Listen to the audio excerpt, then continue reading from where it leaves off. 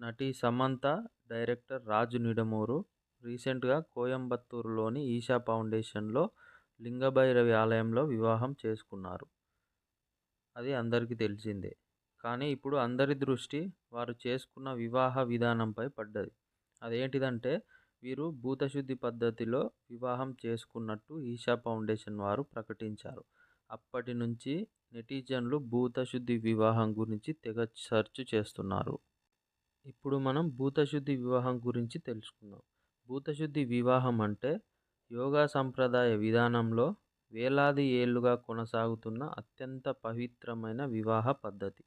ఇందులో పేరు తగ్గట్టుగానే ఆలోచనలు, భావోద్వేగాలు, భౌతికతకు అతీతంగా దంపతుల మధ్య లోతైన బంధాన్ని ఏర్పరచడానికి రూపొందించిన విశిష్టమైన ప్రక్రియ ఈ భూతశుద్ధి వివాహం.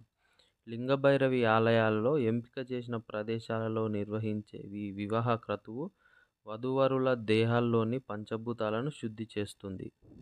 అలాగే వాళ్ళ దాంపత్య ప్రయాణంలో సామరస్యం, శ్రేయస్సు, ఆధ్యాత్మికత వెల్లివిరిసేలా దేవి అనుగ్రహాన్ని ప్రసాదిస్తుందని నమ్ముతారు. సాధారణంగా హిందూ జంటలకు చేసే సంప్రదాయ మంత్రోచ్చరణలతో పాటు వధూవరుల శరీర, మనసు, జీవశక్తి స్థాయిలను సమన్వయం చేసే యోగా క్రతువులతో ఈ వివాహాన్ని జరుపుతారు. ఇలాంటి మరిన్ని అప్డేట్ మీకు కావాలంటే మన ఛానల్ని సబ్స్క్రైబ్ చేసుకోండి.